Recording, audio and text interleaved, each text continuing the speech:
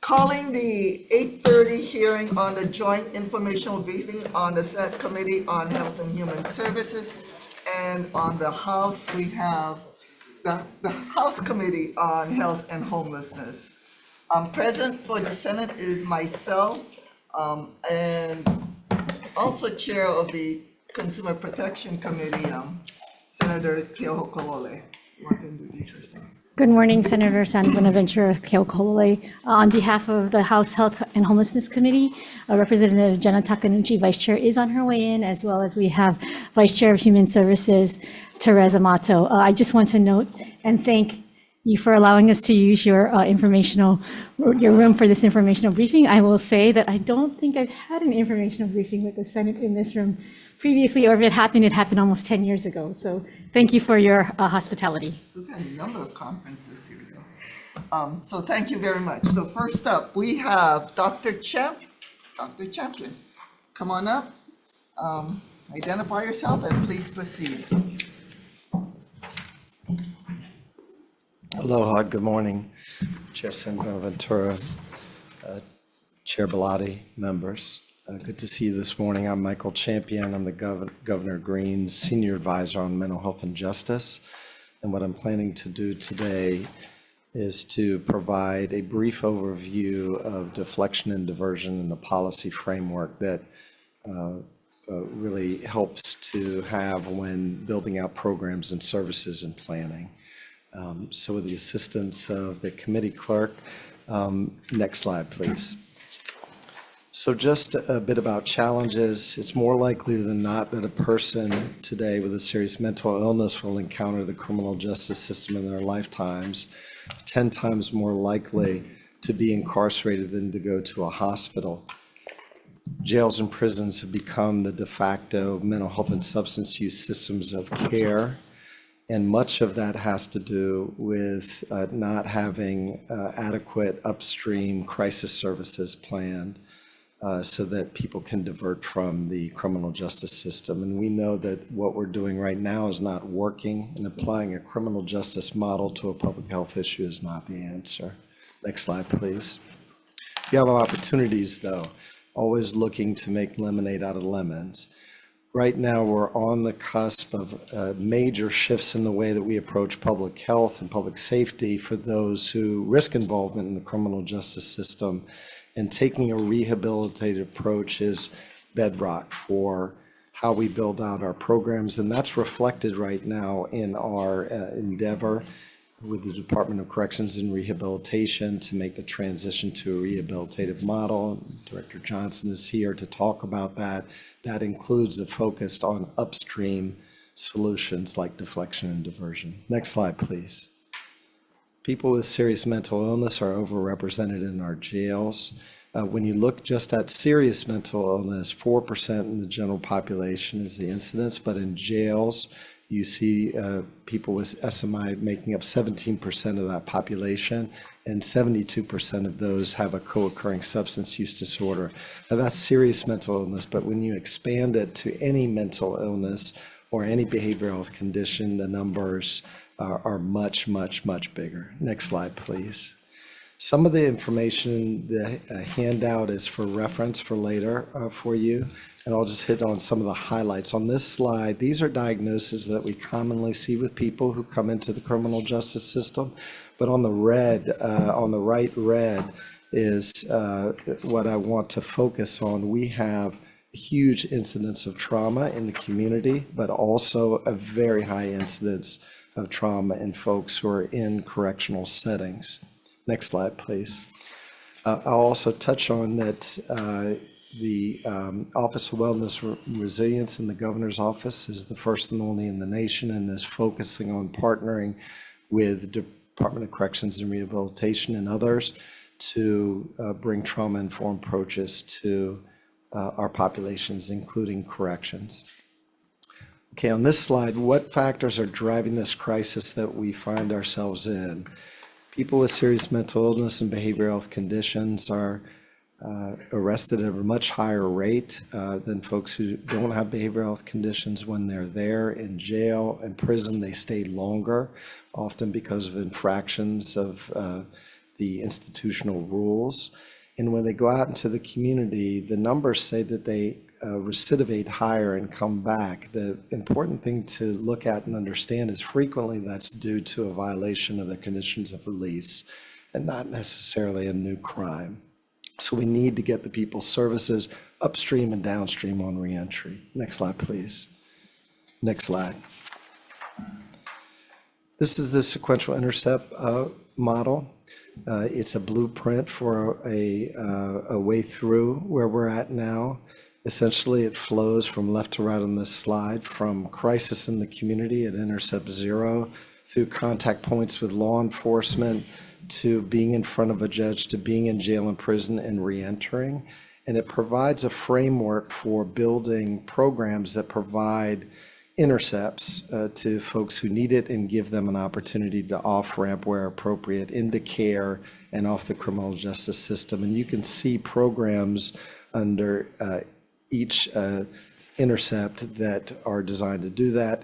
Highlighted in yellow are crisis center and hubs and post-booking jail diversion programs, which I'm going to focus on today. Next slide. Next slide. So emergency departments are full of individuals who are in crisis and have behavioral health conditions. The question always comes up, if you're going to deflect out of arrest, where do they go to? What is the place that's going to provide those services? And a best practice model is a behavioral health crisis center. Next slide. An important model that has developed over the last 15 years has been called the Arizona model. It's a behavioral health crisis center that is in Phoenix and Tucson now, and is a best practice model for us to glean learnings to then use for the development of crisis centers here in Hawaii. And I'll go over those briefly. Behavioral health crisis centers drop-off location for law enforcement or other first responders. In Arizona, they also have a walk-in voluntary component as well. Their approach is no wrong door in the community, so first responders triage for very clear medical conditions, and we'll bring that person to an emergency department if they need it. But otherwise, if it's a behavioral health condition, we'll bring them into a point of care at the Behavioral Health Crisis Center where they'll be evaluated and triage. It provides a full complement of services 24/7 and is equivalent to what we would call an MH1 involuntary transport by law enforcement designated receiving facility. And it serves as that receiving facility and is an important component of deflection out of arrest and diversion overall. Next slide, please. What are the benefits? In the Behavioral Health Crisis Center, unlike an emergency department, you focus on behavioral health conditions. You do one thing. You have people come to you, you assess them, you stabilize them, and link them with treatment in the community. Developing a strong relationship with law enforcement and those kind of workflows and pathways so that law enforcement are able to drop off and get back out in the field. In Arizona, that average time frame is within approximately 10 minutes to turn around and move back into the community. So there's an incentive for law enforcement to use this pathway. It also is potentially and will become a hub for assessment for possible assisted community treatment. And provides an opportunity to have enhanced linkage with community services and supports, including peer supports. Next slide, please. So I want to touch on our current situation with fitness to proceed through trial and through adjudication. We see this all over the country, but very much here in Hawaii, that the fitness to proceed pathway has become a pathway of accessing care. There's not an entitlement to behavioral health care for those who are in the community. There is if you're incarcerated or detained. However, the other pathway to an entitled set of services in behavioral health care is through the fitness pathway, where it becomes mandated by the courts that you receive treatment. Next slide, please. Now, as a high-level, forest level, when getting an evaluation from a clinical professional on issues related to the capacities of fitness to proceed.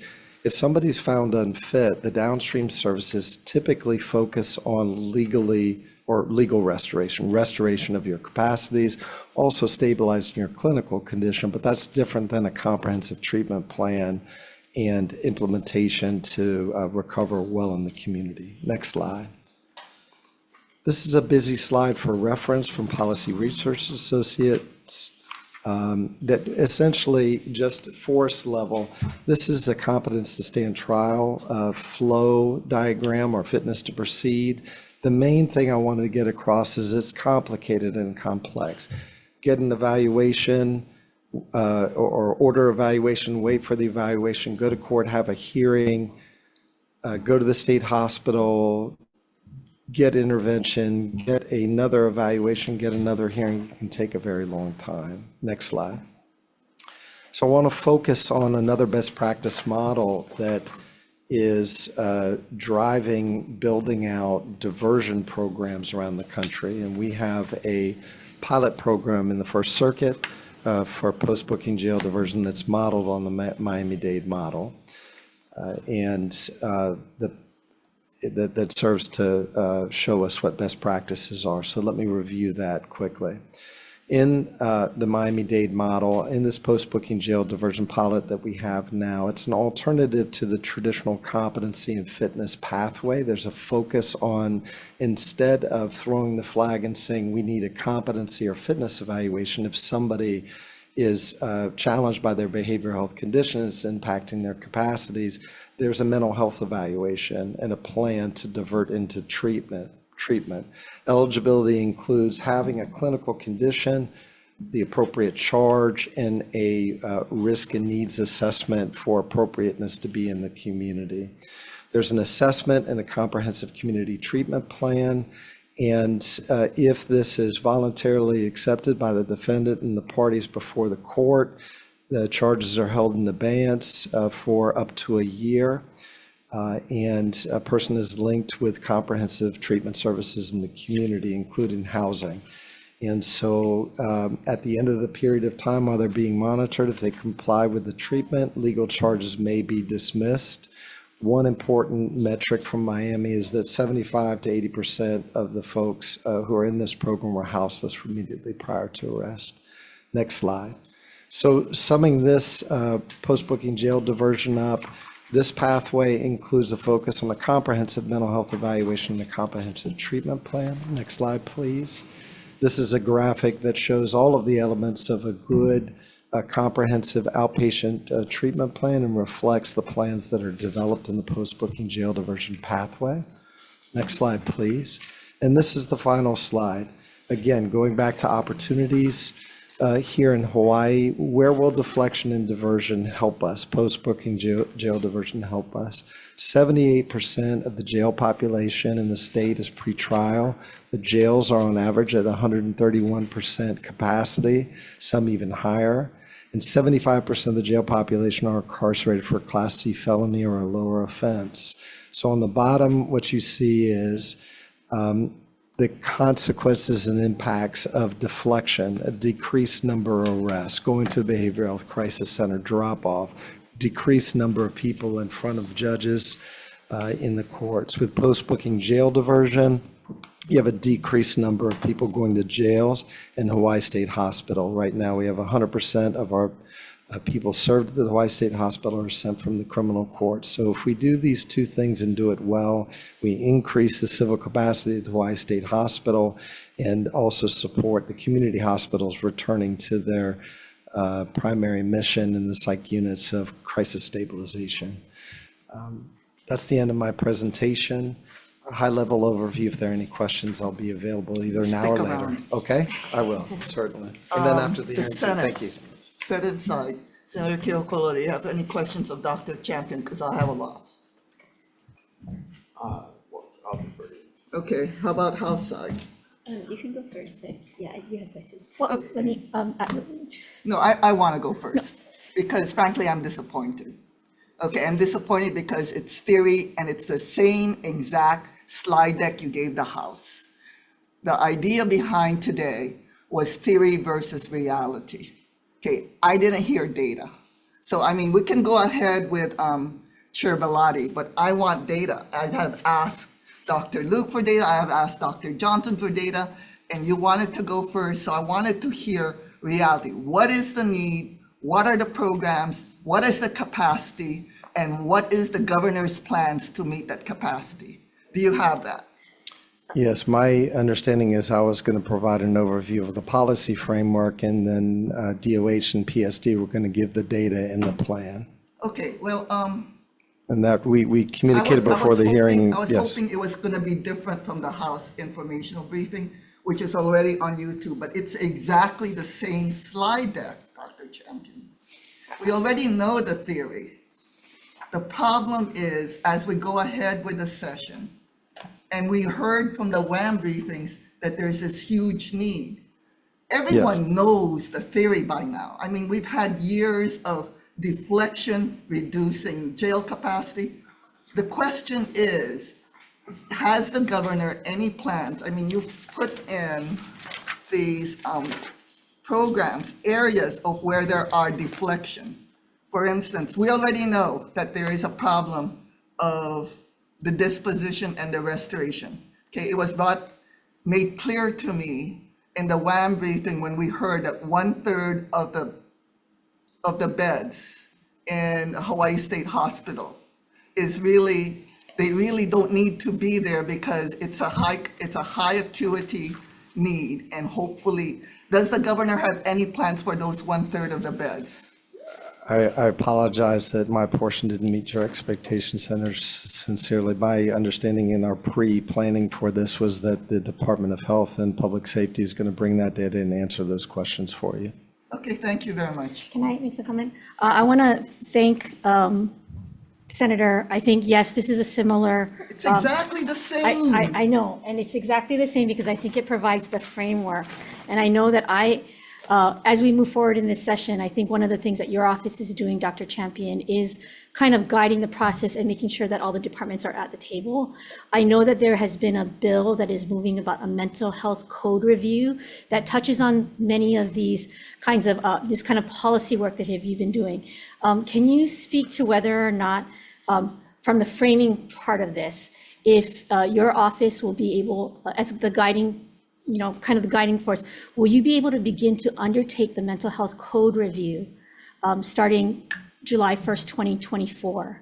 There's a bill moving that would have you start in 2025, but based upon this presentation, I think it demonstrates that you can actually begin in 2024. Is that correct? Yes, many of these things are already out of the gate, and the departments who are testifying today will speak to that on the mental health code review. That particular bill has DOH, I believe, in the lead of convening that mental health code review group. So we're in discussions now about the readiness for being able to launch that earlier than July 1, 2025, and can get back to you very soon on that.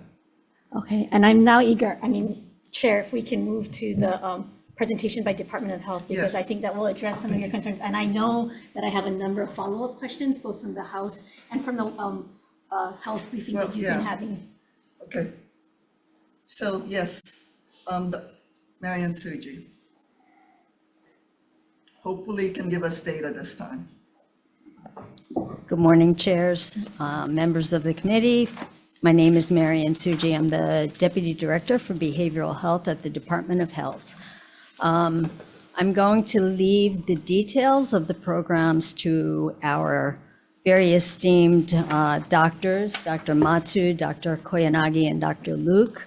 But I think that what you will hear throughout their presentations is the need for an understanding that this is a mental health continuum, that we are not able to treat and not look downstream, not look upstream, to make sure that we have capacity throughout.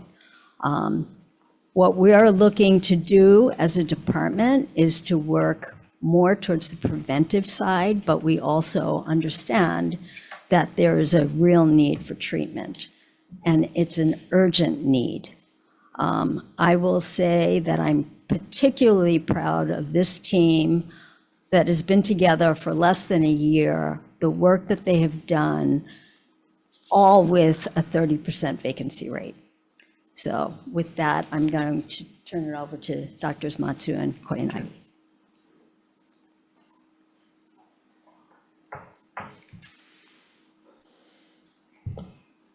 Good morning. I'm Courtney Matsu, Medical Director and Acting Administrator for Adult Mental Health Division. I'm going to get started. So the key points of this presentation is that it focuses on adults with serious mental illness, which is the population that AMHD serves. We have a fragmented payer-centered system of care for those with SMI. Upstream care can improve stabilization and reduce the risk of decompensation. Increased crisis care services could help stabilize individuals and be the on-ramp to additional services in the behavioral health continuum, and that we are working to expand our capacity. Next slide, please. Next slide. So this slide shows, it's a little similar to what Dr. Champion had shown there, but in Hawaii, we have about 1 million people in our population, and of those, about 5% have SMI, severe mental illness. And of that percentage, 16% of them receive services throughout AMHD, whether it's in the clinics, our forensic system, throughout the whole continuum. Next slide. This shows the breakdown between the counties for the AMHD consumers that we serve. So as you can see, the bulk of them are in the Honolulu County, then Hawaii County, Maui, and then finally Kauai. Next slide, please. This is a brief graphic which shows all the different types of services that AMHD does provide for the community, for those with mental health illness. It starts on the left with the crisis care services, and there is a varied amount of different types of services that we provide, including the 988 phone number that folks can call when they're in crisis. It's 24 hours, 7 days a week. We have mobile outreach teams, stabilization beds, and then we're planning to open the new behavioral health crisis center. On the treatment side, we have outpatient, intensive, community-based support, residential, as well as the hospital. And then you go on to other types of services, including supported living and recovery. Next slide, please. So for the crisis mobile outreach by region, you can see here that it's most utilized by those on Oahu, and then on the Hilo side of Hawaii, then Maui, and then Kona side, and then Kauai. And then over the course of last year in 2023, we've had about over 7,000 outreach that had been provided. Next slide. So this shows the crisis care continuum for the state, as well as our we're looking at the anticipated needs. So the solid bar graphs are what we would anticipate using a crisis care calculator. And then the shaded areas indicate what we currently have. So as you can see for Honolulu County, in terms of acute psychiatric inpatient beds, and this does not include the forensic beds, we are, one could say we're at capacity, or we're at what we should be. Keep in mind that this does include beds available at Tripler and Kaiser. I wanted to point out the yellow bars there, which is for crisis receiving chairs. This we have not done this yet, and this is where the behavioral health crisis centers would address the need. So as you can see in Honolulu County, we would anticipate the need for 54 chairs, and that's our goal. And Dr. Koyanagi will tell you a little bit more later about the capacity that we're intending at the Behavioral Health Crisis Center. I also want to point out that on some of the neighbor islands, we could use an increased amount of stabilization beds, particularly on Maui and Kauai. Next slide, please. So I think a lot of the focus has been on the crisis, in the crisis continuum is the inflow, but we also need to look at the outflow. So for folks who come in crisis, where can they go if they need further supports? And there is a huge need for residential substance treatment. And as you can see on this slide, we don't have any facilities in Hawaii County or Kauai. So that would be something to consider in the future. Also, as you can see on the neighbor islands, there are limitations in terms of the number of 24-hour group homes that are available. Next slide, please. So this shows the psychiatric inpatient beds in terms of the acute versus forensic. So as you all know, we only have forensic beds on the island of Oahu. If you look at the beds that we have at Hawaii State Hospital, as well as the other hospitals that they contract with, the total capacity right now is 381.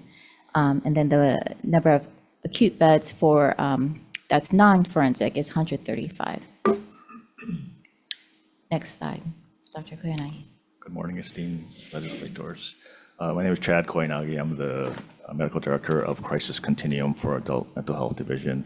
I'm talking about the Behavioral Health Crisis Center, which will be a huge addition to the Crisis Continuum. Lots of our plannings have been involved after visiting some of the behavioral health crisis centers in Arizona. Each one is a little bit different. Some have adults only, some have adults and adolescents, some have attached psychiatric facilities, some are more freestanding.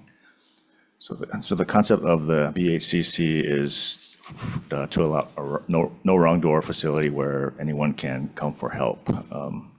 These include preferred drop-off place where police can bring people.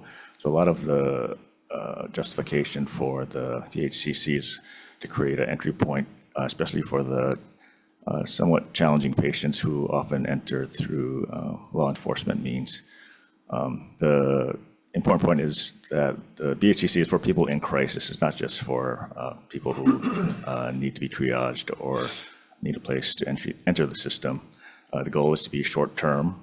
The goal is to be more of a home versus hospital-like environment and more warm and welcoming than traditional acute care settings. And the array of services include efforts to address their recovery needs, to be trauma-informed, to provide peer specialists, to ensure safety and to be suicide safer in approach. Next slide, please. So what behavioral health crisis centers are not, they're not meant to be homeless drop-off triage centers. Number two, they're not meant to be solely for forensic purposes or for pre or post booking diversion clients. Could you move the mic closer to you? Sorry. And also for individuals who have fairly high acuity medical needs, it's probably not the best place for them to be. Next slide, please. So of the many benefits that BHCCs will offer the communities, it obviously creates, it plugs the hole in terms of the crisis continuum.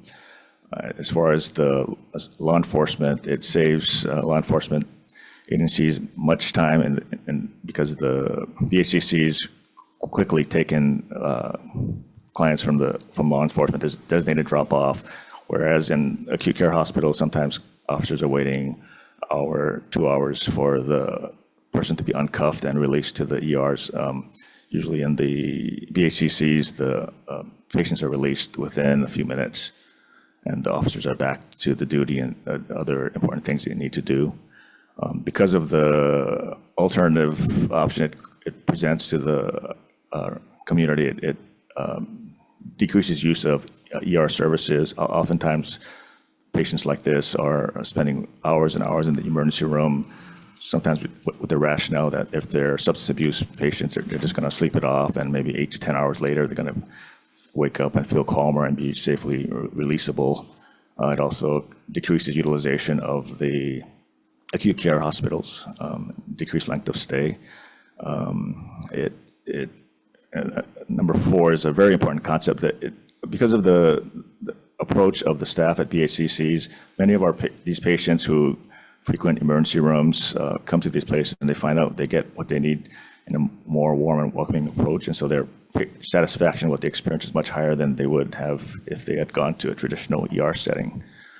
And it creates another entry point for the behavioral health care system. Next slide, please. So this graphic is just kind of a simplified algorithm for this a no wrong door approach. On the left column, you see the various methods by which individuals can come to the front door of our BHCCs. Most commonly, they would be first responders, usually law enforcement. They can also be referred from emergency room settings or through the Hawai'i Cares line. If someone suicidal calls in, crisis worker goes out to see them and they're appropriate for to be brought to our facility, they'll be brought to BHCC instead of a psychiatric emergency room. And then there may be court-ordered evaluations through the MH2 process that might end up. On the right side column, you see the various places that these folks can be discharged to. If the second floor of the facility is the mezzanine level, which is extended crisis observation that can stay at for another week or so. So if in the ground floor will be the observation unit where the goal is short-term chairs with 2359, less than 24-hour length of stay on the ground floor. And then if they need additional stay, and if they don't meet criteria for any other community discharge options, they'll go upstairs for extended observation. There'll be some people who need to go to an acute care hospital due to their severity of their behaviors or suicidality. Occasionally, we might have people making their way over to Hawaii State Hospital upon discharge from our facility. Next slide. So these pictures are just a concept of what the BHCC is like. The ground floor and the picture on the left, they're all the facilities in Arizona are like this. They have chairs rather than beds on the observation unit to keep the short length of stay and the idea that this is the acute crisis, and if they need further longer-term stay, they would get a bed upstairs. So the target goal is about 16 of those chairs on the ground floor. If they require additional stabilization, they'll go upstairs to the mezzanine level, which will have 10 to 12 beds. Our staffing is 24/7 and includes providers, nurses, peer specialists, crisis case managers, and of course security to guarantee the safety of everyone and to make the clients feel safe. Next slide. So the next steps for us would be to determine whether we will have a second site after we successfully launch the first site on Evil A Road. And so based on looking at data and the needs and the changing needs of communities like Maui, we would determine whether the second best site would be on, say, west side of Oahu or neighbor island. And again, it's counting the crisis calculators that said that the Hawaii needs 55 or so beds in total, and so we need more of these crisis beds. Some of these crisis beds may be incorporated into a GCBHC instead of a traditional behavioral health crisis center. And then, as I mentioned, some of the BHCCs in Arizona have adolescent beds as well, which also would fill a huge need of adolescents getting boarded and stuck in emergency rooms across the island, waiting for beds or sometimes just waiting for an evaluation to be cleared for discharge. Next slide, please. Okay, in AMHD, other things that we are doing is we're requesting partial reimbursement rate increases for our providers as we conduct a rate study. And once we have the completion of the rate study, then we anticipate that there will be a remaining increase to be requested. We are also requesting funding for additional supervised group homes. And this is related to those numbers that I had showed you earlier. Next slide, please. So in summary, for crisis continuum, crisis services can help stabilize individuals and be the on-ramp to additional behavioral health services. We are working to expand the capacity for this crisis continuum of care throughout the state. And as Marion had mentioned, we are looking at prevention and looking at upstream care to improve stabilization and reduce the risk of decompensation. Next slide. Okay, I want to switch gears a little bit and discuss the jail diversion program because AMHD is involved with it and works closely with the other, with the judiciary side. So next slide. This is a very simplified snapshot of the referral process to the jail diversion program. So when folks come into the police station at the intake service center, they are assessed briefly, and they're referred to the jail diversion program. Once it gets to our notice, we do an eligibility determination, and then based on that, find those who are eligible for the jail diversion program. Those who are ineligible, there is a category of those. There's also a population of folks who are either not interested or refuse to seek the services of the jail diversion program. And then there is a population that are unable to be interviewed at the time that they're being referred to the program. Next slide. So in terms of data, this is what we have since April. So this new jail diversion process was started in April of 2023. Since then, we have had 758 referrals coming through. And as you can see there, the bulk of them had either refused the services of the jail diversion program. They refused to join. They were either also unable to be interviewed, and there is a slightly smaller percentage at 22% of those who are ineligible. So reasons for refusal is that folks thought maybe they could do it on their own. They didn't need to seek the services that the jail diversion program provides. They had no reason, they just didn't want to do it. They didn't feel they needed the program. They didn't want to change their doctor. They didn't think medications would help them. They refused to take medications, or they were still using drugs.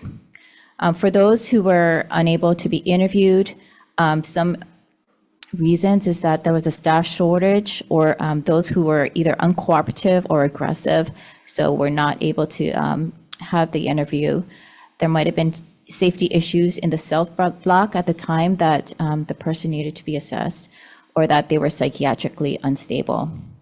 And then finally, those who are ineligible during the interview, or deemed ineligible, is that there was a legal history of violence, or that they were already released, and that they were screened, but they were ineligible, meaning maybe they didn't have necessarily a severe mental illness that could have been treated.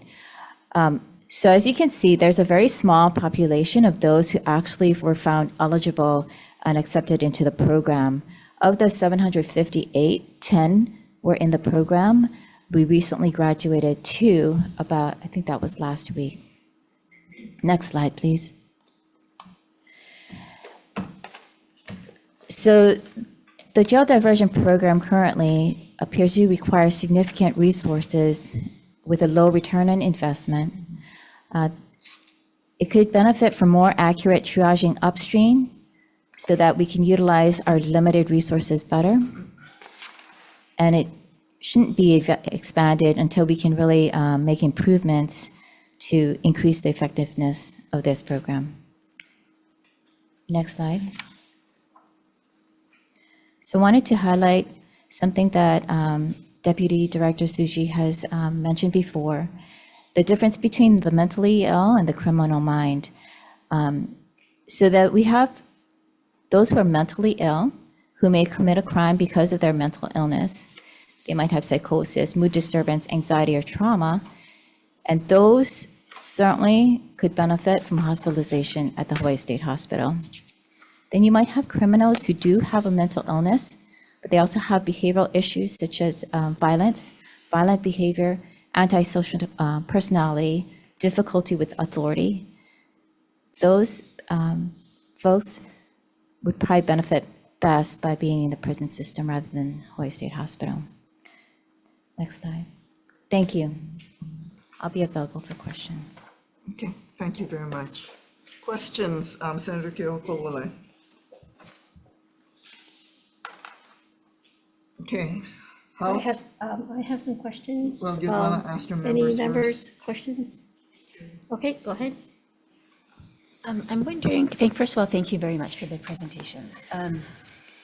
When you have somebody that goes into the crisis center that is a meth addict, so they, may not have any, co-occurring mental health illness. It was just for whatever reason they became addicted, trauma in their life, whatever.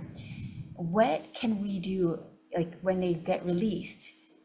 If they're released into the community, into, housing, that doesn't take away their addiction. Like, is there a forced treatment?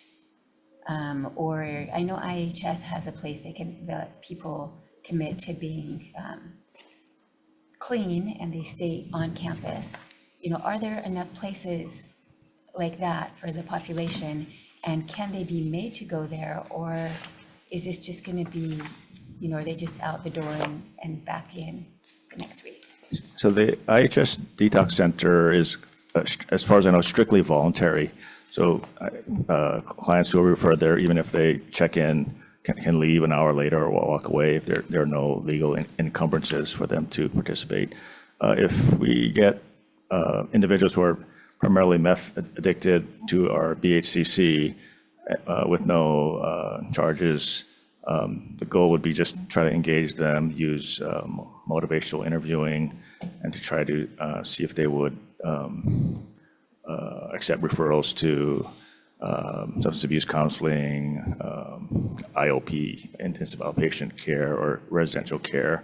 But that's a very challenging population because that's pretty much the same population that is very hard to house. And for the ones that, a lot of the MH1s tend to be people who are behaving under the influence of meth. Not to say that they don't have other conditions, but the population tends to not get admitted to the hospital anymore, even when they come in MH1s. And if there are no legal entanglements, you're just hoping that they can be encouraged by motivational interviewing to accept some kind of treatment. Okay, go ahead. Okay, so thank you for your presentation. Your slide 8, which is titled Hawaii's Crisis Care Continuum Needs, breaks out by island the different, let me see, sort of these different areas in the crisis care continuum, and then has a shaded versus bold coloration to indicate capacity needs. So this is very helpful to visualize, so I really appreciate this slide. Thank you for it. The challenge for me is if you go back 2 slides to 6, it shows, I think, the entirety of the continuum, right? Yes. Okay, so what would be helpful for me, and I think for the 2 committees, is an illustration of this continuum and the capacity necessary by island or not, Okay. reflected in the way that you put together slide 8. Because if you go from slide 8, which shows that there are significant gaps in capacity for short-term crisis beds and chairs in Honolulu, and some need for acute psychiatric inpatient beds on Hawaii Island and Maui County. If you go to the very next slide, slide 9, residential placement is not really reflected in slide 8, and then I don't know what the capacity needs are.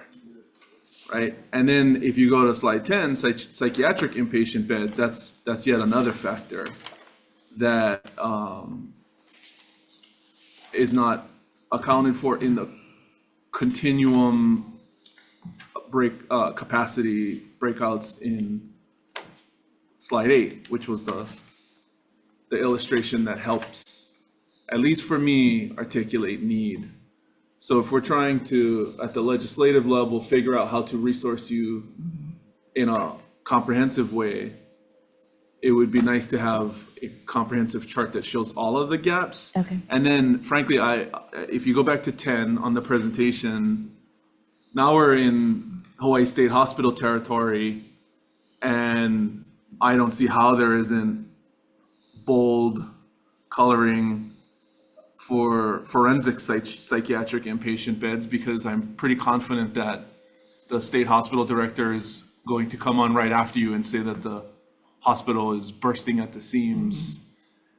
And we have Dr. Champion's presentation showing that I think the objective of this process on his last slide is the civil capacity Hawaii State Hospital metric has the arrow pointing up. So I think part of the approach here is to drive more people to the state hospital. So if we could see all of the needs articulated based off of capacity you have and capacity that's necessary. Broken out by island, I think is also fair and helpful, because in Dr. Champion's earlier brief, or actually in one of your earlier slides, you show the percentage of AMHD consumers served by county, and that is not proportional to the state of Hawaii. Honolulu represents like 70% of the state. So it appears that Honolulu is severely under-resourced by proportion of population. And so unless you have the actual breakouts, that's a hard sell for someone on Oahu to make to my colleagues on the neighbor island who feel like they don't have any support at all. Thank you. Okay, Thank you. thank you. Okay, I have a number of I questions. do too. Okay. Go ahead, go ahead. Yeah, I went Senate, so now it's House. Go ahead, go ahead. It's I House, have so a couple then- of questions, and I think I really want to first focus on crisis centers, and this is a follow-up actually to the meeting that we had with the Health Committee, but it's right on point. At our last informational briefing, you said that the Iwilei Resource Center was seeing some bumps along the road. We also heard from Mr. Krucky that the MOU was imminent. What are those bumps in the road, and what is the status of the MOU? Because as we bring up this first crisis center, that's going to help inform data and information and bills as we move forward. So what's the status of the IRC? That's first question. I understand there might have been the discussion that there's a right of entry that's going to be executed soon. Correct. Right now, we're with the IRC. The IRC in total has not been habited for a number of years. So DAGS is going to do an assessment. They will be doing an inspection of the building. But just a clarification, it wasn't inhabited, but it was being used by core services actively. Core Services was using one part of the building, Okay, thank you. Go ahead and continue with DAGS. which was being- a small, in comparison, a relatively small proportion of the entire building. So we are working on getting a right of entry, and the DAGS folks will be doing an inspection, identifying any needs, corrective needs, and then we'll work out who and how those repairs will be done.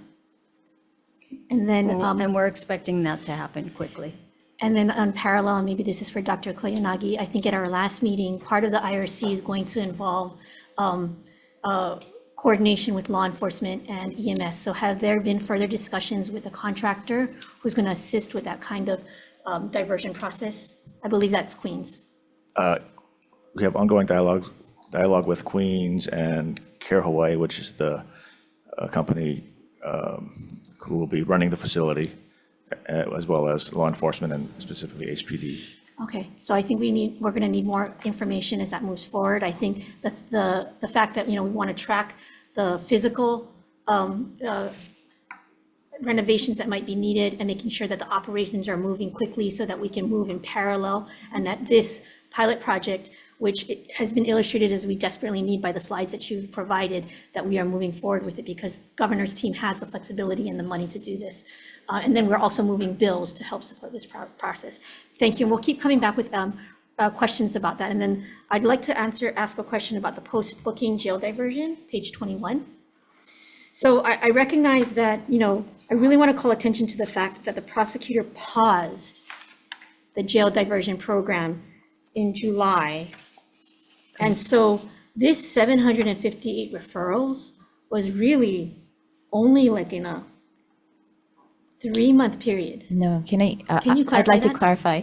So even though the prosecutor paused the jail diversion program during that time period from about July through October, we continue to collect data so that we would know about how many could have been served during that time period. So this does include all those months. It just means that during that time period, if there were any persons found eligible for the program, they were not enrolled into the program. So as you can see, Yeah, I understand. Okay, so was the ineligibility determined based on the ORAS intake assessment? no. Okay, what was it? Okay, go The on. eligibility, this eligibility is done by our team. So it's for AMHD eligibility. So And what are the criteria for severe persistent mental illness, SMPI? yes. And that's it, severe mental, And I think they exclude for legal history of violence. yes. But the program actually calls for other Correct. criteria. Correct. That's more expansive than the AMHD criteria. I- Yes. You're saying yes? There are people who would qualify for the program who wouldn't necessarily meet the criteria that AMHD usually has. Okay, so in the statute for the post-booking jail diversion program, which we passed in 2020 in the midst of the pandemic, it has criteria that is more expansive than what AMHD is doing. And that's what Dr. Koinagi just said, correct? There will be people who would qualify who are not part of the narrower definition of AMHD, correct? Okay, so when these people are not, if they're continuing to remain in the program or in the custody of jails, right? Some of them are in fact being pushed to state hospital because they might have mental illness that's not allowing them to stay in the jails. Is that also correct? So that's adding pressure and census numbers to state hospital. There's some number of that, correct, Dr. Koyanagi? I think the patients who are in jail who get pushed to state hospital more often than not are not sent there for clinical reasons, but for forensic or legal reasons. Okay, so, but that's part of this assessment that we're doing, right? So what I want to make sure is, because at the same time that I hear you folks saying that it's good, and Dr. Matsu, I was at district court at the graduation of 2 of these people from these programs. If these are people who would have been pushed either into the jails and added census there, or to the state hospital and add to the census there, these are 2 people who have successfully navigated out of the program. And so if, with fidelity, the executive was to follow the law we passed in 2020, we may be able to actually relieve burden at the jails and the census if we act with more fidelity to the program. Isn't that correct? I would object to that calling for speculation. but- Okay, well, Wait, Because I got a whole bunch of questions. okay, wait. Can I ask? All right. Can I ask for let me- clarification? What do you mean by the fidelity? I'm not exactly sure what, there are multiple different types of assessments being done. So can you go back 1 slide, please? Yeah, wait. Oh, I'm sorry, I don't want to interrupt. If you, Okay, and Dr. Matsu, I know you're new. So the background for the jail diversion program was the bill that we passed in 2020. And you know what? You have to clarify, because there's jail diversion program that looks like intake, which is Yeah, so- pre-intake and post-intake. Yeah, so this is So there- post-intake. The post-intake looks like it doesn't work. And I was gonna ask him about the AMHD portion, May but I go ask ahead. Dr. Koyanagi to elaborate? Because my hair is on fire right now. Yeah. You just confirmed that some inmates are being pushed to the Hawaii State Hospital, not for clinical reasons, but for legal reasons. Please help me understand that statement. Well, they pushed, if I use the word push, I didn't mean it that way. People go from incarceration to state hospital. It's often because the court orders them to be evaluated for fitness and other reasons, and more so than this person is too psychiatrically violent or ill to remain at incarceration. That's the Clark order. That's the Clark consent order. So can you help me understand what we are doing about that? That's what I was hoping Dr. Champion, Somebody help me understand who has the how we overview have a as to what's hospital going full on. of people who clinically should not be there. So I think with Dr. Luke's presentation, it will explain some of that. And we also have Director Johnson here. Yeah, I think this, Senators, I think this goes to the speed with which we can have mental health examinations done at the state hospital. And then once those mental health examinations are done, then we can actually then begin to move folks into either community-based programs, keep them at the state hospital where they're needed to because they're at too high levels, Okay, or move them to. respectfully, move them Chair, to that's the- the reason we have witnesses. Yeah. We want them to tell us why they are there and not because we're speculating as to why they are there. Okay, so can I just ask one more question for this? On the post-booking jail diversion program, with the fact that it was paused, and part of the pause was because of the assessment by the, by intake, for the intake purposes at the prisons. That is now being resolved, right? There's going to be a training in April, and then we are going to actually potentially see, when that occurs, that the pipeline for the eligibility for the post-jail diversion program may open up a little bit more. And maybe we don't have the correct people here. Maybe we need the prosecutor's office for this post-booking jail diversion process, but that should open up the spigot a little bit more to make sure that we're diverting people and deflecting people at this point in time. Is that correct? Can you go back a slide, please? Okay, so there are three types, I believe there are three types of assessments being done in this flow. So at the Intake Service Center, there is a brief mental health screening. All of those who might trigger something positive on that screen are referred to the jail diversion. My understanding is at civil court, the prosecutors, the probation officer is simultaneously doing an LSIR, which is the level of service inventory revised. The It's a- probation it's- is determining the Intake. intake. Yeah, It's go on. It's a risk needs assessment of criminogenic factors. Being conducted by Probation officer. probation's office at the intake At, portion. so, and this is all in civil court, Yes. circuit court, sorry. So once they get into, they're referred to jail diversion, our team then sees all of those referrals,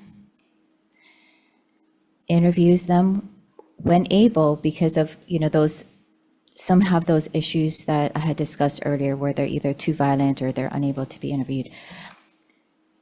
And they do their assessment, looking for severe persistent mental illness and acceptance into the program. So But there's also, after you've interviewed them, where do they go? Okay, let's assume 748 people, this is we're gonna break this down, okay? 748 people get referred to jail diversion. You put them in these 4 buckets, Yes. Where did they right? go? And then, so where did they go? So those who are ineligible, where did they go? They've already been referred to jail diversion. They go back to jail. They if they're go back- in- yes. They go back to jail. And there is also another caveat here, is that there also appears to be another step where there's a discussion with the prosecutors and public defenders, where they also look at the population and determine whether or not they would agree to allowing that person to go into the jail diversion program. So that's actually, if I can ask that. That's all part of the referral to jail diversion, right? So there could be an agreement there to not refer them to jail diversion. That would be helpful. But assuming that they are all referred to jail diversion, you said they go into these 4 buckets. Correct. So let's go talk about those 4 buckets. Those who are ineligible, where do they go? They go back to jail, or there may be an agreement, because you're saying now that there may be agreement that, where do they go?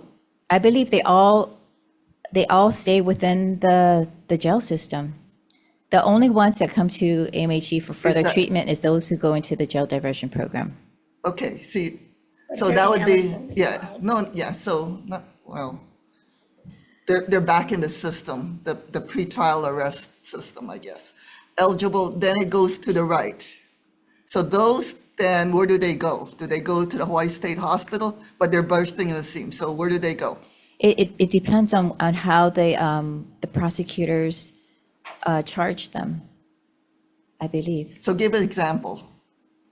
I mean, that's why you're here.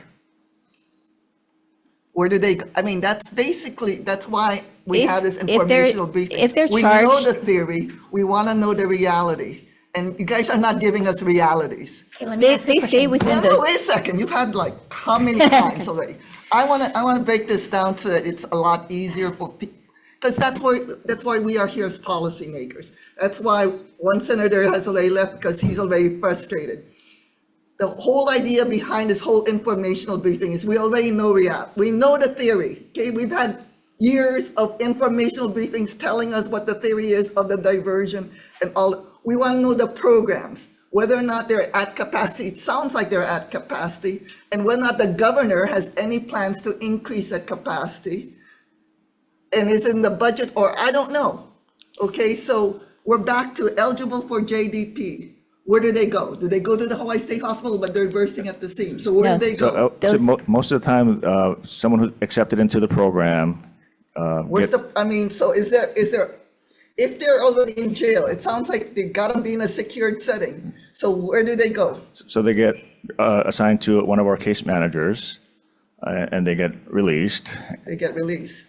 and then they take advantage of the resources that all of our other AMHD outpatient members are available for, so that they compete with all the other AMHD outpatients for same housing resources, substance abuse So they can be resources. released even though they don't graduate.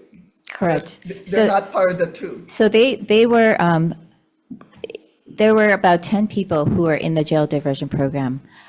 I believe 9 out of the 10, or perhaps even 10 out of 10, were referred and went to the substance treatment facility. And so that's where they completed the majority of their conditions. They all are also they're attached with a community mental health clinic.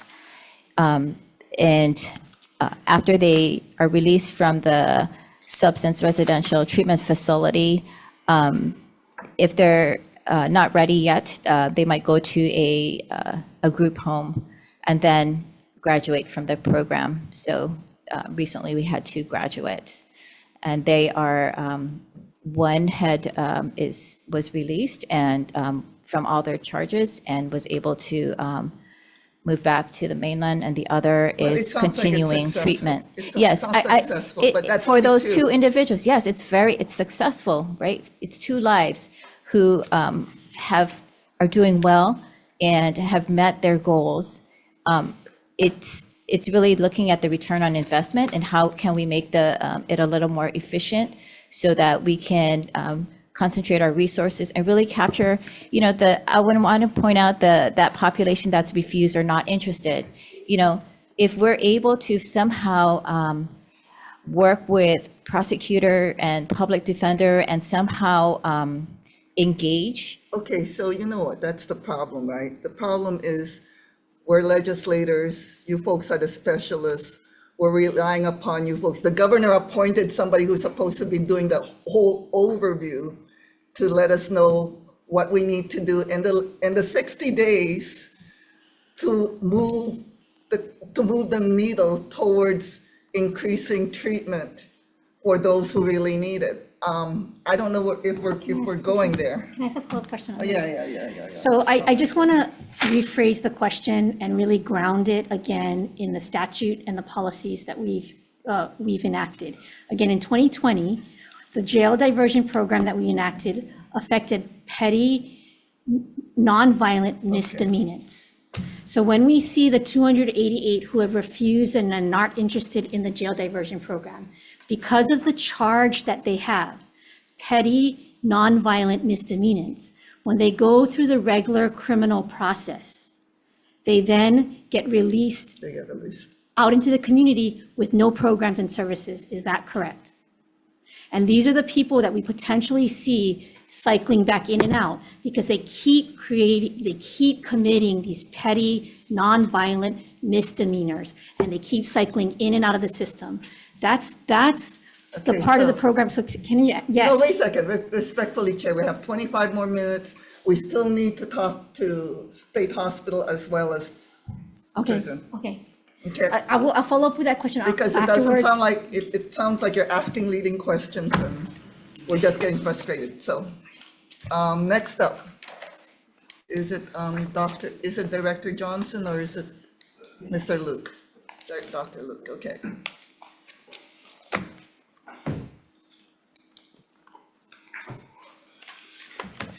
Good morning, chairs and Good members of the morning. committee. I'm Tommy Johnson, the Director, Department of Corrections and Rehabilitation. So I just have short, Could you move the mic closer to you? thank you. I just have some short testimony I'd like to read, and then I'll give you some data from our perspective of the amount of transfers to the state hospital, how many people in our care have mental health issues, what those issues are, and how many beds we have. Yep. Okay, so this informational briefing has been called to review plans and increase diversion and rehabilitation of mentally ill criminal detainees. The need for diversion has been identified and well documented, and the current proposed implementation of diversion and treatment is as follows. Improved screening tools, early screening by licensed professionals, implementation of Likert scale assessment instrument, safer and increased housing for mentally ill detainees, improved programs for broader spectrum of mental health disorders, improved staff education on mental health disorders and signs and symptoms, cooperation with state health information exchange for enrollment and providers. Obstacles are a shortage of qualified licensed staff for us, overpopulation of our jails and prisons, inconsistent funding due to grants and mental health programs, high staff turnover due to underfunding, insufficient medical record system, and diagnosis criteria program for diversion not met by certain diagnosis. So in short, currently as of February 1st, and this is department-wide, we had 128 inmates that fell under the schizophrenia spectrum, 142 that fell under bipolar 1 and 2. We had 175 that are psychotic disorders, 13 that are delusional disorders, and 209 have major depressive disorders. That's a total of 667. Currently, our bed space capacity, mental health floor is module A1, capacity is 14, census is 14. Mental health floor A3, capacity is 15, census is 19. Infirmary medical beds, and those are the general population, 12 cells, 12 beds, 6 cells, 12 beds, 2 beds to a cell. The current census is 10 as of February 1st. Medical suicide and safety cells, 12 cells, 1 hospice, 4 point restraints, that's at the Halava, Current census is 8. So we have transferred, and I'll leave this with your committee if you Yes, don't. please. Okay. We have transferred since 2018 all the way through 2023.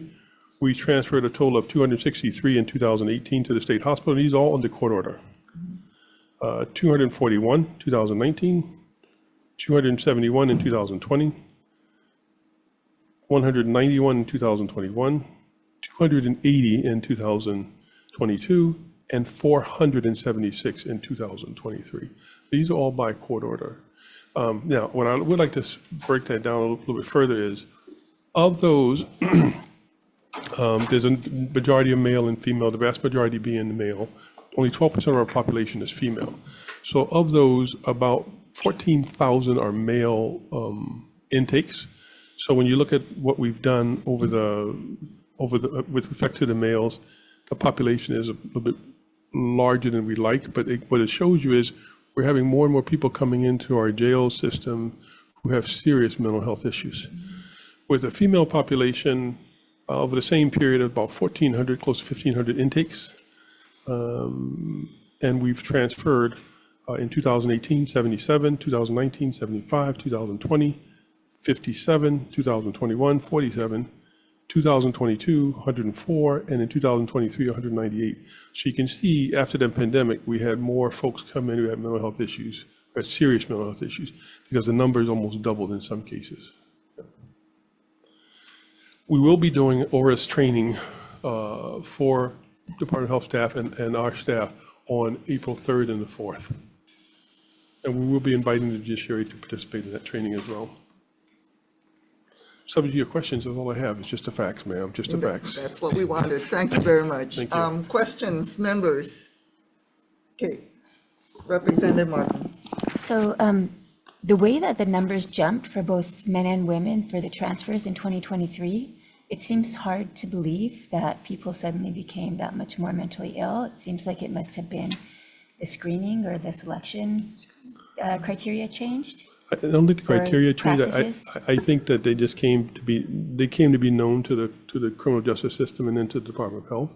They were probably always out there, but I think when you look at the community-based services, it's lacking in some degree.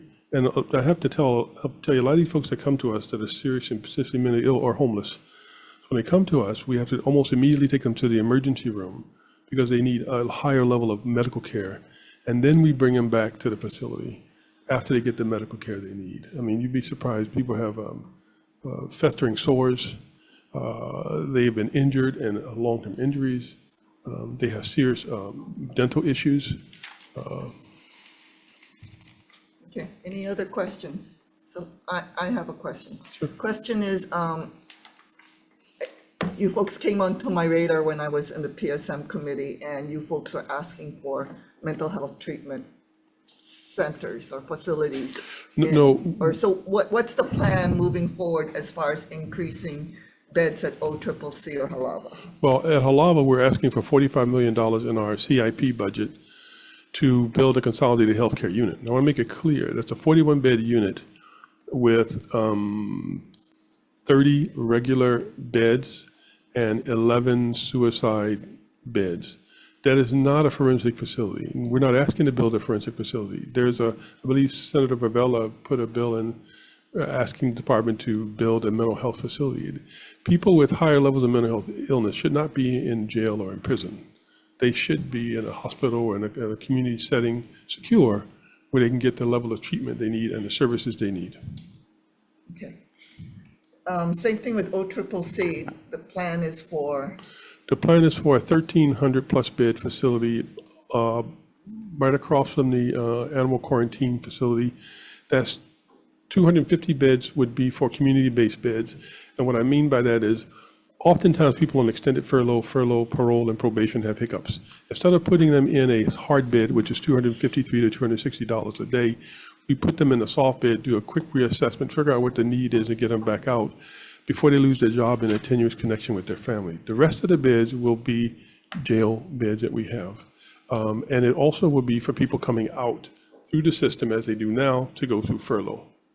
Okay, so are any of those beds that you're planning gonna be able to fulfill any of those population buckets that you heard us question, who for some reason are unable to go to, who are referred to jail diversion, but are not gonna be able to be released in the community, into community health beds or into the state hospital? We may be able to for a time, but it depends on the level of their mental health illness. Okay, I have a question. go ahead. Okay, the jump in the number of transfers, I really appreciate that data, and if you could provide that data to the health committee I will. in hard numbers would be really good. The charges, can you break that down further between petty, nonviolent misdemeanors, the higher level charges of felonies, nonviolent felonies such as PDD3, where a person may be just being picked up because they have a pipe and just residue, but it immediately kicks them up to felony level, which then puts them on the radar and the direction towards state hospital. We need to see those breakdowns of those numbers, because part of deflection and diversion is if these are people who can fit into the jail diversion program, that's where we start to skim people off. If they're appropriately assessed through ORAS from the state So hospital, Chair, we could you need those numbers. identify what ORAS is? You've been referring to it. ORAS, I'll ask Director Johnson, because that's something that's in your kuleana. What is It's ORAS? Ohio-based risk assessment tool specifically made for jail populations so that we is can for determine the jail person's populations. risk and needs. The LSIR, level of service inventory revised, is for sentenced felons. And so in the ORAS, you've already said is in place for you guys to receive training for the court staff as well as your staff. Right, the training will be the 3rd and the 4th of April, Okay. and I'll make sure that the court staff is invited to the training. Thank you, and give us the information. And we don't have much time, so Mr. Luke, Dr. Luke, we really need you. You were really supposed to be the main person here, but we got diverted.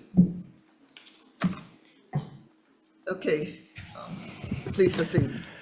Good morning, Chair San Buenaventura, Senator Keoho Kalole, Chair Al Baladi, House members, grateful to be here. With the time I have, I wanted to give you folks I think a real view of what's happening at Hawaii State Hospital. Yes, please. I've been the administrator for about 3 months now. One of the first conversations I had with Deputy Director Suji was, how many more buildings have been requested? And there was 2 that was on the master plan, maybe 3 more. And the both of us said almost simultaneously, we could build 3 more and 3 more would be filled up. So that's not the solution, to keep building more hospital beds. We actually believe that we have to move to transition-focused care, that the only way to solve the problem going forward is to do a pivot, to have the patients really categorized in a way that we know why they're here. In fact, breaking them up into those who meet clinical criteria for inpatient care and those that don't. And really trying to find out what are their exact needs to transition to the next level of care. Serious mental illness is not some illness that can be recovered from. In fact, SMI is a variety of conditions with a variety of functioning. And my colleague, Dr. Matsu, had said there's 6,000 under active treatment. So you're looking at about 5 or 6% languishing in a hospital. If you look at any treatable condition, diabetes, cancer even, there's no 6% in a hospital. You might have 1% or less in a hospital. Everybody else is being treated and living in the community. So something is wrong. The continuum is too heavily focused on the hospital. And that's why I'm embarrassed when well, it's the first time I'm before you, but I'm embarrassed to ask for more money, because the community provides the hospital with a lot of money, and we're grateful for it. But yet we keep growing in our census, our needs grows, but the solution isn't to expand the hospital, it's to get a better functioning continuum. So that's the first slide. If you look at this continuum that Dr. Matsu has shown, the hospital is only one part of it, and I put it in the yellow box there. It's a very small part of the continuum, but yet it takes a lot of resources, and there's an over-reliance. And what I wanted the committees to understand is that people do best when they're being treated in the right point of this continuum. If they're not in the right point of continuum, you want to do something relatively quickly. And I'm not only talking about people who are getting too little care, because that's not good, right? If they need higher levels of care, they need to get that care. But also people getting too much care. That's not good. The hospital, $1,000 a day. Nursing, 24/7. Every minute of a patient's day is controlled. They're fed 3 times a day, 1 snack. So if they don't belong there, you can kind of see how their skills begin to atrophy. They're not getting better the more time they're there. They're losing the skills to live in the community. And that's why we believe that if we don't start doing a better job transitioning, we are going to need more beds and actually start getting worse outcomes, even though you give us more money. Worse outcomes, not better outcomes. Next slide, please. Just some comments on a continuum of care. Remember now, nobody gets cured. They just get moved to a lower level of care or moved up to a higher level of care, putting people at the right point in the continuum. And you have to have adequate number of points. You have to have coordination to help people to move. What we have now is a continuum is almost there, not quite, but nobody's moving. It's like a parking lot. And it has to have sufficient capacity. So for the hospital, you'll hear that we need substance use disorder residential beds and we need supervised group home beds. And because there's not enough, we're stuck. Next slide, please. Here's a census snapshot. You can see it's not a good trajectory. It's going up. If you look, it's going to continue to go up. So if you look at that, we're 350. We not only have Hawai'i State Hospital, we have some beds at Kahimahala and a few beds in a facility in South Carolina.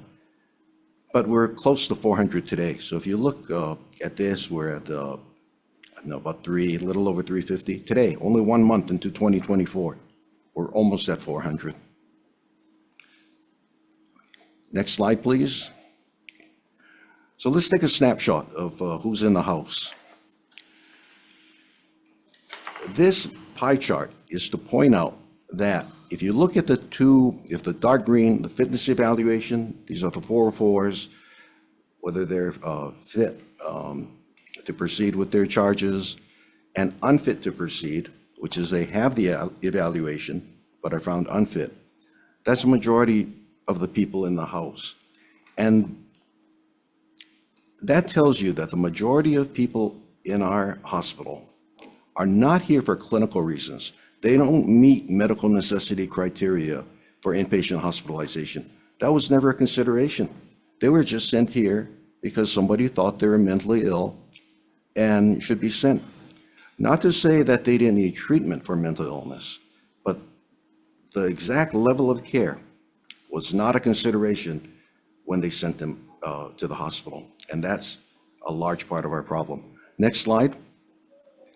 I hesitate on this slide. You saw it with Dr. Matsu because I don't want to criminalize people with mental illness any more than there already are.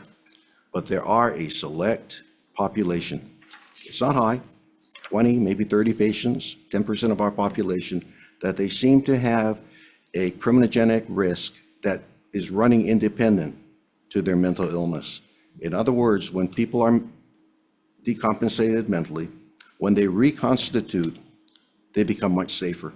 But there are a certain number, 20, maybe 30, that even when they're stabilized, they're left with a lack of empathy toward others, problems with authority, anger issues, low impulse control. And for those, as they stay in the hospital, they're not getting better. They've already gotten whatever they're going to get from the hospital. In fact, I would argue they might be actually getting worse the more time they spend in the hospital that they don't need to be there. Go on, please. Thank you. Here's the seriousness of charges that Chair Albalati had mentioned. Again, a snapshot. Who do we have in the House? People think, oh, we have all the highly dangerous people in the community here. It's not true. If you look, the majority are either petty misdemeanors, or felony Class C. That's property damage, theft. The A and B, not that many. Wanted you folks to know that. Okay, go on, please.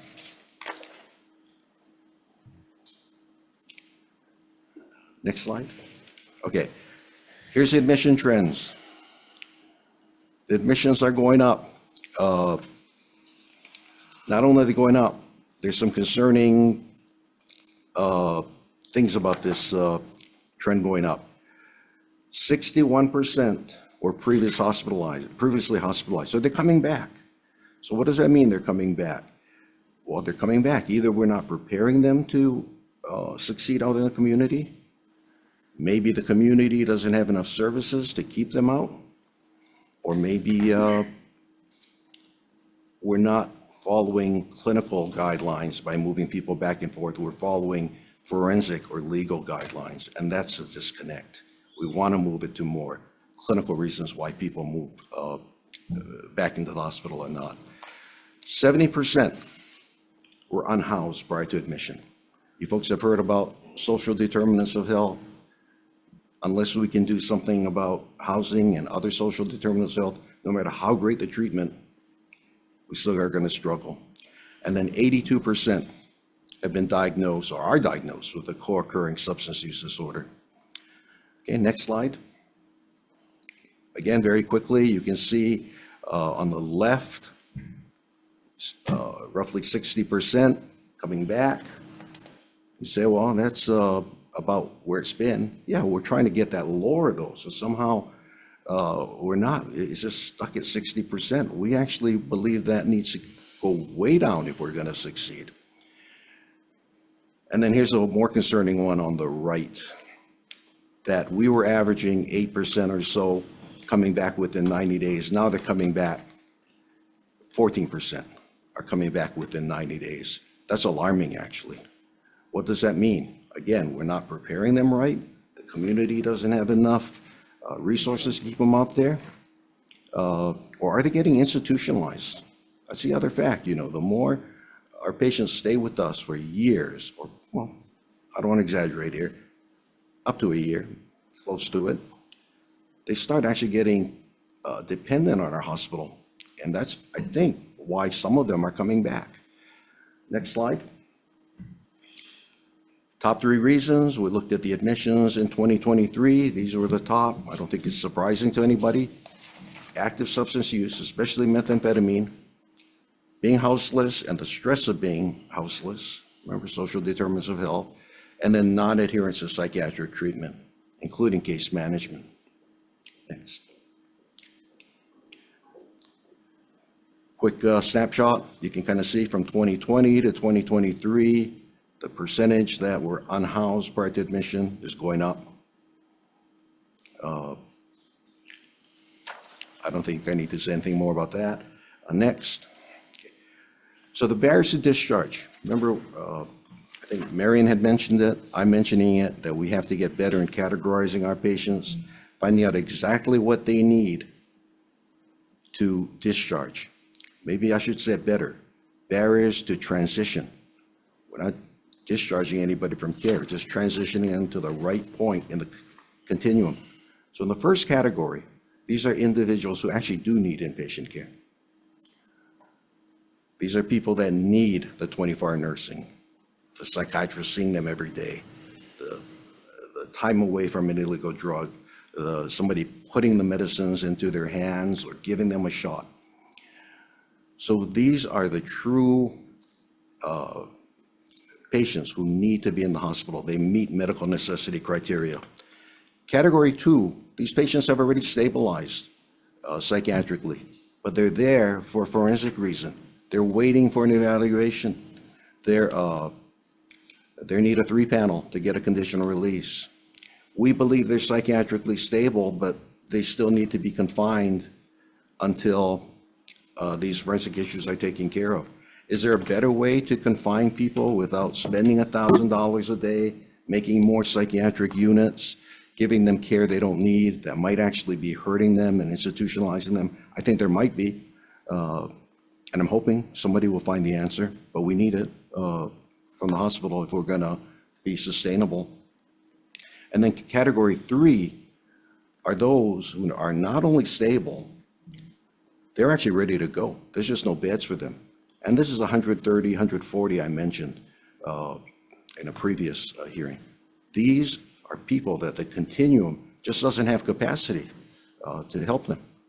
You take out 140 of our patients, we no longer are bursting at the seams. And I do want to put out a shout out for the people who work at Hawai'i State Hospital. They're the best staff any hospital can have. You know, they work hard. They put up with the growing census.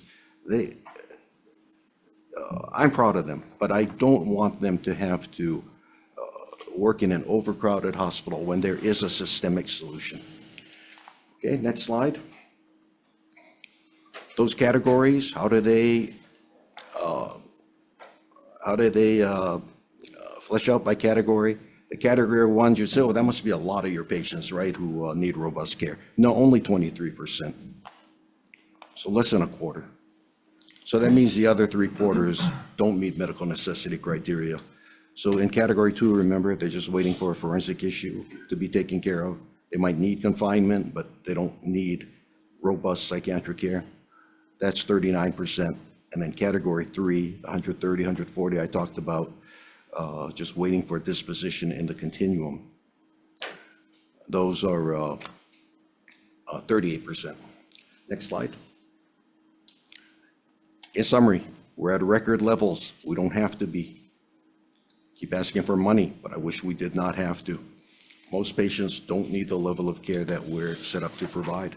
Not only don't need it, it might actually be working against their recovery. We lack community capacity. And these, the category 2, the forensic evaluations, those forensic related placements, those are being held up because of a lack of, let's say, capacity to do those evaluations timely. The entire continuum, again, Dr. Champion, I was hoping there would be a continuum. And then finally, I just wanted to put a shout out. I'm new, the leadership is new. I'm glad if you folks have any trust in us, I'll try to not let you down. We want to find out how to make Hawai'i State Hospital sustainable. We want to use data. We want to pivot. We don't want to continue what we have been doing for the past several years. So with that, thank you, folks. Thank you for listening. Okay, thank you very much. Question. Yes, Chair Keokolole. Thank you. Thank you, Dr. Luke. I actually have a question for Dr. Champion.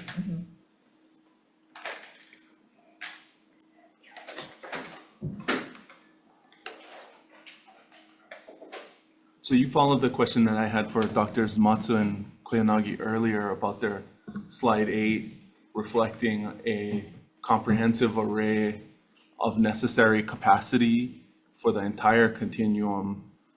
I'm under the impression that the state hospital is part of that continuum. So this. Okay, which means the exit transition elements of that state hospital process that Dr. Luke just articulated are also part of that continuum. And we've just heard Director Johnson say that he's got inmates in PSD that should be forensically committed. And Dr. Koyanagi say that there are patients at the state hospital who shouldn't be there because they're not clinically supposed to be in there. And then Dr. Luke just say that 61% of the patients currently at the Hawai'i State Hospital are waiting either for transition out to housing or for a panel determination. So where is your slide 8?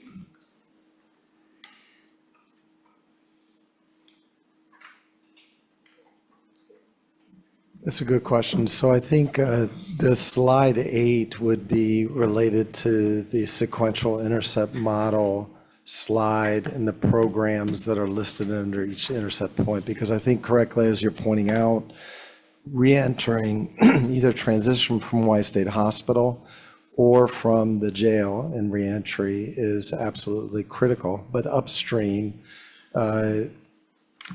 programs to divert people into treatment before they need that point is part of the continuum as well.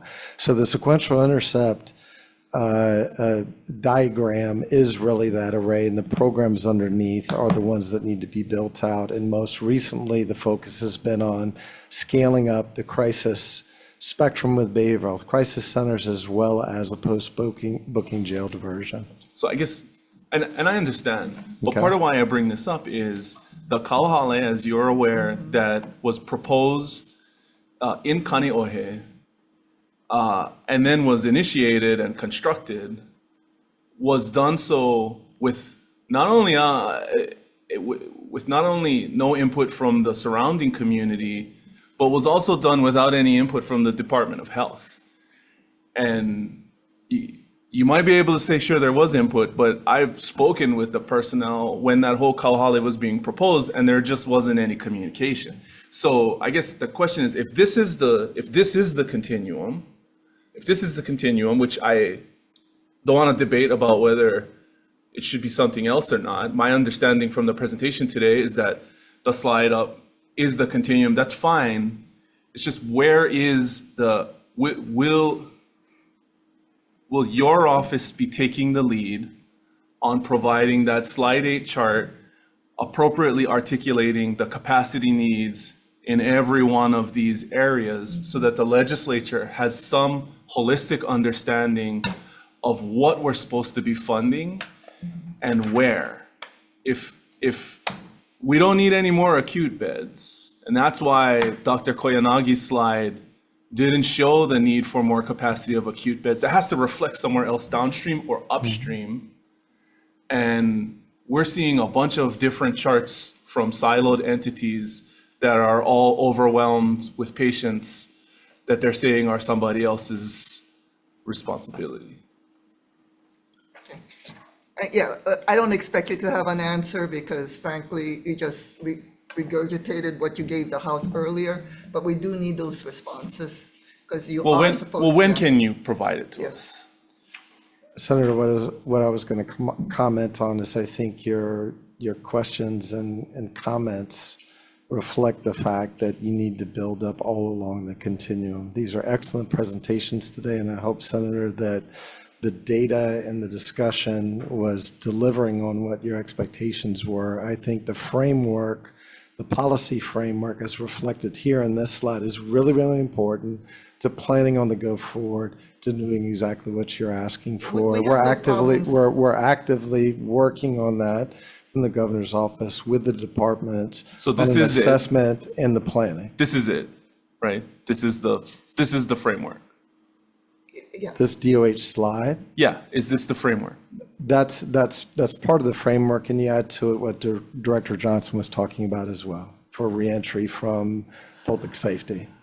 Okay, so this needs to be amended to include the public safety aspect of I think it. it goes back to your comments during these two presentations where you were noting that this is one piece and another department is doing another piece. It goes together. Okay, for but the full who's gonna continuum. amend this? If this isn't it, then what is it? And who's gonna amend this so that it can reflect appropriately? Is that you guys? Yes, we're working Okay, on and so that. when can we expect it? Well, we're actively working on that together. Can we Let me expect talk- it let- before let me- the end of the legislature? I'd like to. before May. I'd like to speak with you in more detail about what your expectations are for My expectations deliverables are for to that. know what the array is so that we can get it funded in this legislature. Yes. Yes, we're working on that, yes. So we will have it before the close of the legislature. A graphic that shows the full continuum and the Yes, needs and along amended the this way. slide, and then a holistic slide 8 Yeah. for the Yes. entire continuum. Yes, I will Okay, push thank even you. further. I would like to see next week a draft of it based upon some of the presentations done here. And if the Senate doesn't want to demand it, I'll demand it. Thank you. Thank you. Well, I sort of demanded it to be prepared for this hearing. But Dr. Champion, we're not done with you, sorry. Have a seat. Okay, this is from your slide, right? The sequential intercept model as well as the SIM intercept programs. What I would like, in addition to what Senator Keokolole, or probably holistically included in it, is I want to see where the programs are, the capacity of the programs and the governor's plans. Because like I had said before, I mean, both Chair Bellotti and myself have attended a number of these diversion conferences. So we already know the concept. We already know the policy. Good. We want to know, I mean, because you are the governor's coordinator, we expect you to tell us what the overview is of the and I understand that the governor has just recently been elected and you have just been recently appointed. So I'm more forgiving, but I do expect you to do your job and tell us, right, what the programs are, because we don't know. So Senator, And what we need to do in order to move the needle. sincerely, I say publicly, thank you for your support of this position that I'm in, this activity that we're doing together and what Governor Green is leading on. Okay, thank you. Oh, one last thing, sorry. It sounds like to me from Director Johnson's testimony as well as from Dr. Luke, the only people who are being admitted into Hawaii State Hospital are forensic, right? And usually by court order. My understanding of the court orders, because I actually printed the Clark consent order that requires Department of Health, it doesn't actually say in the custody of the Hawaii State Hospital. It says to the custody of the Department of Health. So my question is, and I'm sorry, Dr. Champion, I know you don't want to be in the firing line, but you are it. You're the governor's. You chose this, you agreed to the job, so I'm going to ask you. I don't want to be physically shot, but I'm happy to be on the fire line. Okay, sorry. Hot seat, we call it the hot seat in the House. Okay, so basically, in 2020 or 2022, you can correct me if I'm wrong, the legislator basically had this plan with the then Director of Health to have a secondary Department of Health center over at Leahi for an intermediate, subacute, lower acuity level type of care, so that the kind of patients that do not need to be in Hawaii State Hospital will be able to be offloaded, so we don't need to pay. And Marian Tsuji said it was more than $1,000 a day at one hearing. I believe it was more like $1,600 a day, which is 8 times more than what we're paying at OCCC, and still a lot more than what mainland people are doing. But each year, the executive level has fought the legislator into creating this subacute center. So what is, and I don't know if you'll have the answer now, but we would like to have an answer soon. If it is not to have the legislator's plan of having this subacute, low acuity type of center, an intermediate step between behavioral health and, high care. What is the governor's plan in the interim? Because that was the legislator's plan, and we funded it with ARPA monies. If you know Dr. Luke, or if you know Dr. Champion, because each year we get a bill that repeals that plan. So if I could comment, and my colleague, Dr. Luke, may have more specific details. I think what you are pointing out is that in statute refers to, I believe it is, Act 121. to commit somebody into the custody of the director. And that's not defined more than that. The issue is where can you exert custody for individuals and what are their level of needs? And for the longest time, Hawaii State Hospital has been that one size fits all, but it doesn't work any longer. And you're Super speaking, expensive. it is super expensive, and you're speaking to Liahi or other examples of what that step down can be or step into can be as an That was the plan alternative. a couple of years ago that you That's- guys keep fighting. And now Liahi can't handle it anymore, so it's gotta be another center. And on that matter, I believe DOH would be in the best position to talk about Liahi and those plans. I don't, not necessarily you. Not me. No, I want to ask, so can you But can respond I to that? And just, I have a question, Can I just add on, and though, so, as a follow-up. that the court orders, in reality, are sending them all to Hawaii State Hospital. Even when they say to the Director of Health, it implies that people are going to be Is it kept in director? custody, and we are the only secure That's right. facility. Should we have another secure facility? Maybe we're talking now. But it's hard, for the judges to. I know they're trying their best because 25% do need I think inpatient you've care. answered the question. Can I follow up? Yes, go ahead. Okay, I'm going to ask the question in another way. Is the Palaikana project still moving with Leahi and DOH? No. Yes. Oh, that's the intermediate step-down facility aspect of it. So can you speak to that, Dr. Luke? I'd rather not. Marion Suji's here.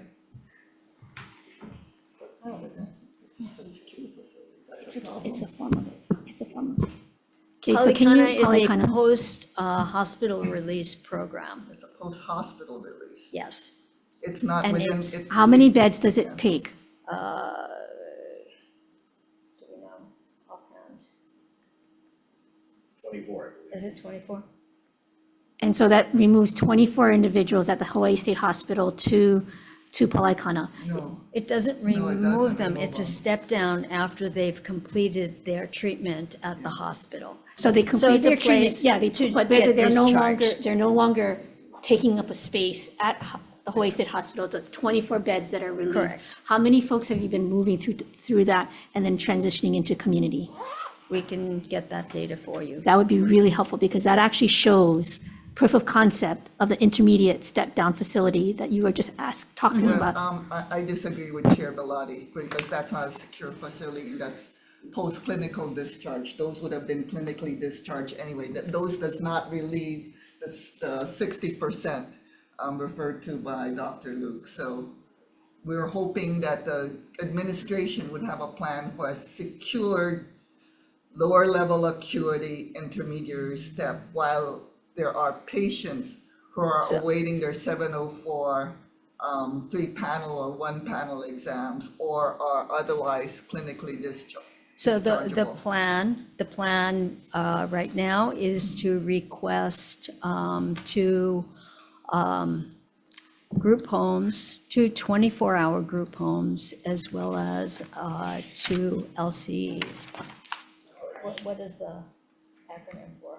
Licensed crisis, yeah, thank you, Okay, so residential. is there a request for monies for these? And I don't know whether or not that'll satisfy the public because it's a group home and not a secured setting. I mean, we had that These are we had that 24, fatality, right, of an employee and Is it- the public would be really Yes. upset with the fact that if an employee gets killed, I mean, what happens to the public? so this would be for folks that are ready for discharge and need, Post-clinical discharge. We're still Correct. post-clinical discharge. That doesn't relieve the 60% referred to.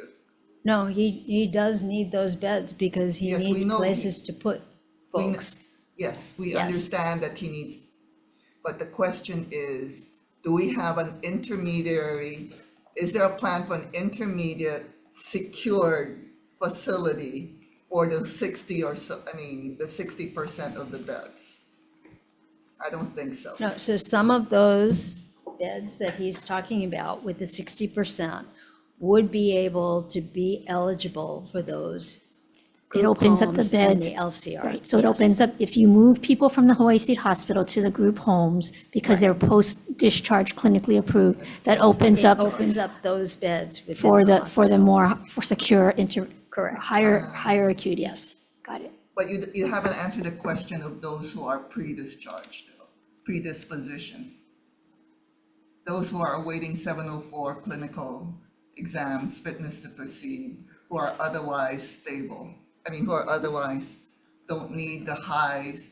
Right, and for those, we have asked for additional evaluators so that we can move that process along. Part of that Okay, is a so you- shortage of staff Okay, to conduct those evaluations. so you believe So we that- have So the asked. governor, is that the governor's plan to relieve this? Yes. So there are a number of different Okay. initiatives that, Yes. there's no silver bullet, right? So we're looking at different populations, what those needs are, and where are our shortcomings. Okay. And, part of our shortcomings are definitely a workforce shortage. Okay, no, I understand, and we don't really have much time, and I disagree with that is a sufficient plan to help. And the reason for that is because I know Chair Bellotti, you remember this, and I have tried to decrease the time of the clinical evaluation 704 setting, 704 evaluations post the hibiscus drive by allowing for one panel instead of a 3-panel. And this year we're going for telehealth, and it hasn't moved the needle. And we were allowed for APRNs instead of psychiatrist requirements, and it hasn't moved the needle. So I would like a better plan, I guess, moving forward. Thank you. And do we have any more questions, or are we done? I would just say thank you for coming. I think Yes. the health committee, I don't know if we're going to be able to do any more joint committees, but as we move forward, we will be continuing to pursue these questions, whether separately or joint. But thank you very much for your participation. Yes, we do thank you, folks, but you could hear our frustrations. Thank you. Thank you.